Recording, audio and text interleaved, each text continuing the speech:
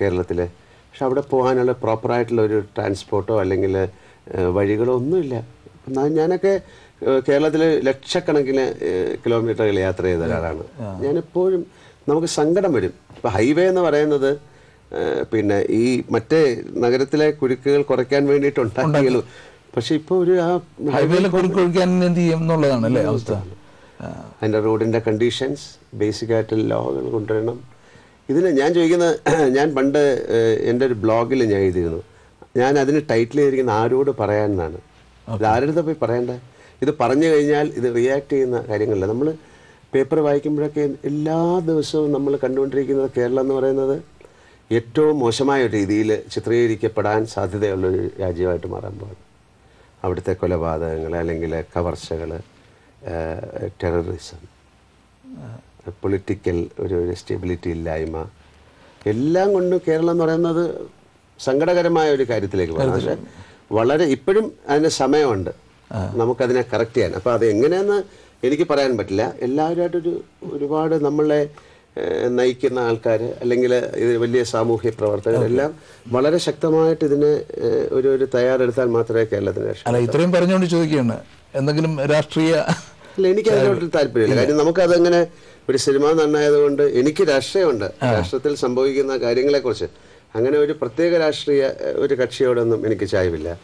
പക്ഷേ നമ്മൾ യാത്ര ചെയ്യുമ്പോൾ അല്ലെങ്കിൽ നമ്മൾ കണ്ടുമുട്ടുന്ന ആൾക്കാർക്കൊക്കെ കേരളത്തിന് എന്തോരം ഇഷ്ടമുള്ള ആൾക്കാരാണ്. തീർച്ചയായിട്ടും കേരളത്തിലേക്ക് മടങ്ങി വരണം എന്നുള്ള ആൾക്കാരാണ്. പക്ഷേ അവർ രണ്ടാമത് പറയുന്നത് അയ്യോ അവിടെ വന്നു കഴിഞ്ഞാൽ കുഴപ്പമാണ്. അപ്പോൾ വെളിയിലുള്ളവർക്ക് കേരളം ഒരു ഭീകര സ്വപ്നം പോലെ ആയി മാറുകയാണ്. തീർച്ചയായിട്ടും. ഇപ്പോൾ ഞാൻ പറയാം, ഇപ്പോൾ ഞാൻ തമിഴ്നാട്ടിലും ജീവിക്കുന്ന ആളാണ്. ഇപ്പോൾ ഒരു ബന്ദ് ഹർത്താൽ എന്നൊക്കെ പറയുന്നത് ഇന്ന് വരെ തമിഴ്നാട്ടുകാർക്ക് അറിഞ്ഞുകൂടാ. ബന്ദ് എന്ന് പറഞ്ഞു കഴിഞ്ഞാൽ ബാക്കി വണ്ടികളെല്ലാം ഓടും, ആൾക്കാർ ഓഫീസിൽ പോവും, എല്ലാം സംഭവിക്കും. കേരളത്തിൽ എന്ന് പറയുന്നത് ഒരു ആഘോഷമായിട്ട് മാറുകയാണ്. അതിന് ഞാൻ പല പ്രാവശ്യം പോകുമ്പോഴും നാളെ ബന്ധാണെങ്കിൽ ഈ ലിക്കർ കിട്ടുന്ന സ്ഥലത്തൊക്കെ എന്താണ് ക്യൂ, അതിൽ മാത്രമാണ് അവർ പ്രോപ്പറായിട്ട് ക്യൂ നിന്ന് ശബ്ദമൊന്നും ഉണ്ടാക്കാതെ പോയി വാങ്ങിച്ച്. നമ്മൾ നമ്മുടെ ആൾക്കാരെ തന്നെ കുറ്റം പറയണം. പക്ഷെ രണ്ട് കാര്യങ്ങളാണ്. ഒന്ന്, ഒരു റെവലേഷൻ ഉണ്ടാകണം, ഒരു വെളിപാടുണ്ടാകണം. പിന്നെ ഒരു ശരിക്കും ഒരു കൾച്ചറൽ റെവല്യൂഷൻ ഉണ്ടാകണം. അതിന് പ്രാപ്തരായ ആൾക്കാർ കേരളം ഭരിക്കാൻ വന്നാൽ മാത്രമേ അത് ശരിയാവൂ. അത് ആരാണെന്നൊന്നും ഞാൻ പറയുന്നില്ല. അത് വളരെ വാലിഡ് ആയിട്ടുള്ള പോയിന്റാണ്. കാര്യം ഇതിപ്പോൾ കൂടെ കറക്റ്റ് ചെയ്യാവുന്നതാണ്. എത്രയോ പ്രോജക്റ്റുകൾ കേരളത്തിൽ വന്നിട്ട് മിസ്സായി പോവുകയാണ്. ഒരുപാട് പേർക്ക് ഇൻവെസ്റ്റ് ചെയ്യാൻ താല്പര്യമുള്ള ഒരു സ്ഥലമാണ് കേരളം. ഇപ്പോൾ ടൂറിസം ആയാലും ധാരാളം മദ്രാസിലേക്ക് നീങ്ങി എന്നുള്ളതാണല്ലേ. എത്രയോ കാര്യങ്ങൾ മദ്രാസിലേക്ക്. നമുക്കൊരു ചെറിയൊരു കുറച്ച് ദൂരമേ ഉള്ളൂ മദ്രാസ് എന്ന് പറയുന്നത് അല്ലേ, എൻ്റെ ബോർഡറിൽ നിന്ന്. അപ്പോഴത്തേക്ക് അവൻ്റെ എല്ലാ കാര്യങ്ങളും മാറി. അല്ല, താങ്കളുടെ ഒരു വിഷനില്ലേ എവിടെ നിന്ന് തുടങ്ങാൻ പറ്റും ഈ ഒരു ചേഞ്ച് എന്ന് പറയുന്നത്? അത് നമുക്ക് പെട്ടെന്ന് ഒരു വാക്കിൽ പറയാൻ പറ്റുന്നതല്ല. ഇത് ബേസിക്കായിട്ട് ഇപ്പം നമുക്ക് ജനങ്ങൾക്ക് എന്ത് ചെയ്യാൻ പറ്റും ഇത് ആരോട് പറയാൻ എന്നാണ് ഞാൻ വീണ്ടും ചോദിക്കുന്നത്. ആരോടെങ്കിലും പറയാൻ ഒരാളുണ്ടാകണം, അല്ലെങ്കിൽ ഒരു സംഘടന ഉണ്ടാകണം, അല്ലെങ്കിൽ ഇതിന് ധൈര്യപൂർവ്വം ഇതിനെ പിന്നെ ഇങ്ങനെ സംഭവിക്കാനായിട്ട് തയ്യാറായി കുറെ ആൾക്കാർ ഇറങ്ങണം. അത് എവിടെ നിന്ന് തുടങ്ങണം എന്ന് പറയുന്നൊരു വളരെ കളക്റ്റീവ് തിങ്കിങ്ങിൽ കൂടെ അത് ബേസിക്കായിട്ട് നമ്മൾ മൊത്തം കേരളത്തിനെ കുറിച്ചാണ് പറഞ്ഞത്. അപ്പൊ നമ്മൾ ചെറിയ ചെറിയ രീതിയിൽ ചിന്തിച്ചു കഴിഞ്ഞാൽ ചെറിയ ചെറിയ സംഘടനകളില്ലേ, തീർച്ചയായിട്ടും ഈ സംഘടനകളിൽ തന്നെ ബുദ്ധിമുട്ടുണ്ടാവുന്നുണ്ടല്ലോ. അവിടെ അതുപോലും കറക്റ്റ് ചെയ്യാൻ പറ്റുന്നില്ലല്ലോ. അതായത് പറഞ്ഞത് ചെറിയ കാര്യങ്ങൾ കറക്റ്റ് ചെയ്തുകൊണ്ട് വേണം തുടങ്ങാൻ. അല്ല, ഞാനിപ്പോ പറഞ്ഞു വെച്ചാലും മലയാളികളുടെ എല്ലാം താല്പര്യമുള്ള ഒരു ഏരിയയാണ് സിനിമ എന്ന് പറയുന്നത്. സിനിമയുടെ സംഘടനകൾ തന്നെ തമ്മിൽ വളരെ മോശമായ സംഘടനകളല്ല, അതിൽ വ്യക്തികളാണ്. അതിലൊരു വ്യക്തി ഒരു വൃത്തികേട് കാണിക്കുമ്പോൾ അതിനെ ശക്തമായിട്ട് പ്രതികരിക്കാൻ ആ സംഘടനയിലുള്ള ഒരു ബാധ്യത. അപ്പോൾ അത്തരം കാര്യങ്ങൾ ഇപ്പം ഞാൻ റെപ്രസെൻ്റ് ചെയ്യുന്ന എൻ്റെ ഒരു സംഘടന ചെയ്തിട്ടുണ്ടെന്നാണ് ഞാൻ വിശ്വസിക്കുന്നത്. നമ്മൾ അമ്മ എന്ന് പറയുന്ന ഒരു സംഘടനയുടെ സെക്രട്ടറിയാണ് ഞാൻ. ഇന്ത്യയിൽ ഇതുപോലെ ഒരു അസോസിയേഷൻ ഇല്ല, ഒരു സംഘടനയില്ല. ഞങ്ങൾ ഏതാണ്ട് 50-60ഓളം പേർക്ക് പെൻഷൻ എന്ന് പറയുന്ന ഒരു പേരാണ്. പെൻഷൻ എന്നോളം നമ്മൾ പറയാറില്ല. അവർക്ക് 2000-3000 നമ്മളത് 5000 രൂപയാക്കാൻ നോക്കുകയാണ്, 10,000 രൂപയാക്കാൻ നോക്കുകയാണ്. അപ്പോൾ അവർക്ക് ഒരു അങ്ങനെ ഏത് സംഘടനയാണ് കൊടുക്കുന്നത്? അല്ലല്ല, ഞാൻ പറയുന്ന എത്രയും നല്ല കാര്യങ്ങൾ ചെയ്യുന്നു എന്ന് പറയുന്നെങ്കിൽ നമ്മൾ ഒരുപാട് നല്ല കാര്യങ്ങൾ ഇത് വെളിയിൽ പറയാനല്ല. നമ്മൾ ചിലപ്പോൾ നമ്മുടെ ഈ ദുരിതാശ്വാസ നിധി എന്ന് പറയുന്നതിന് നമ്മൾ പൈസ കൊടുക്കാറുണ്ട്. ഞങ്ങൾ കാർഗിൽ വാർ വന്ന സമയത്ത് പൈസ കൊടുത്തിട്ടുണ്ട്.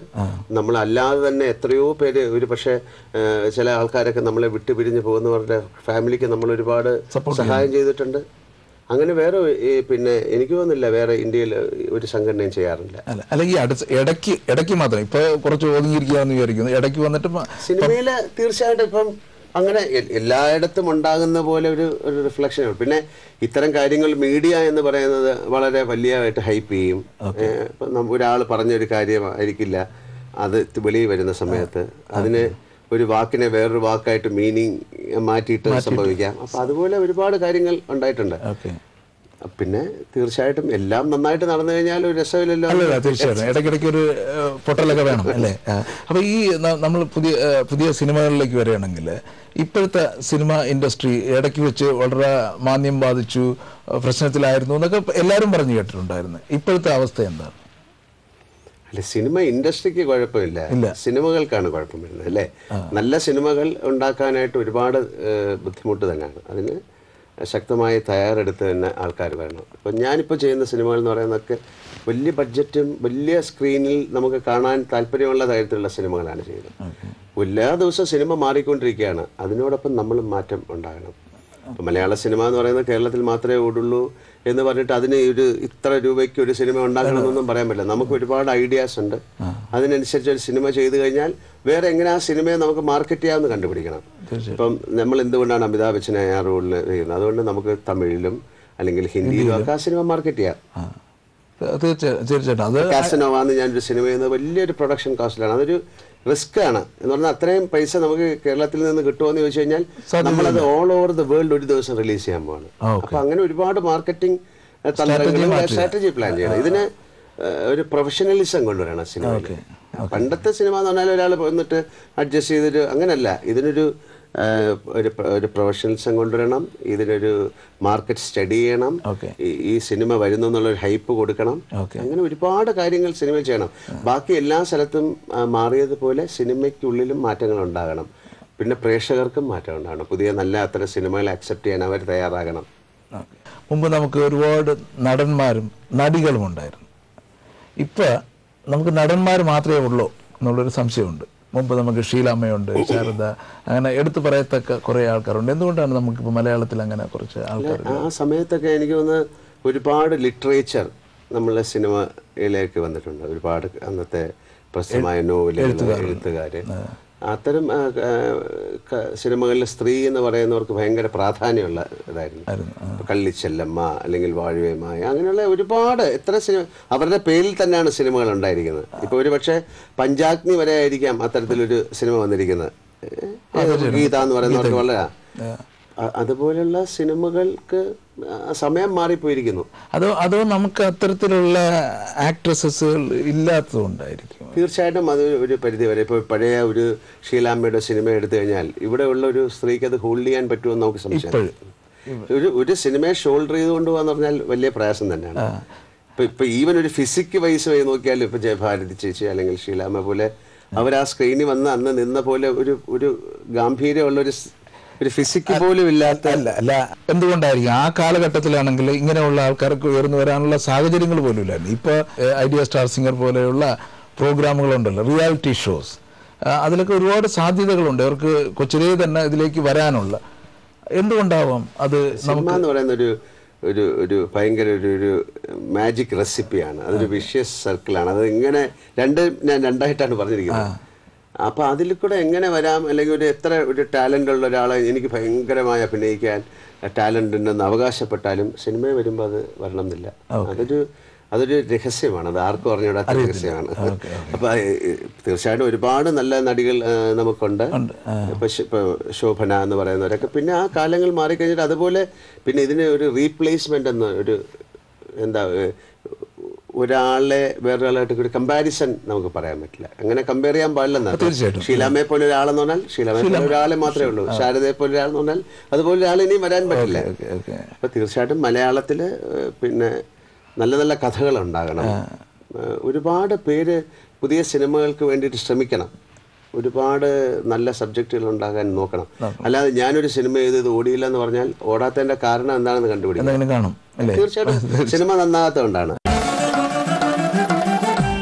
Nurses to UK and Canada. Work permit with a citizenship. Eurasia. 24 years of experience. Migration to Denmark. Placement and work permit in UK.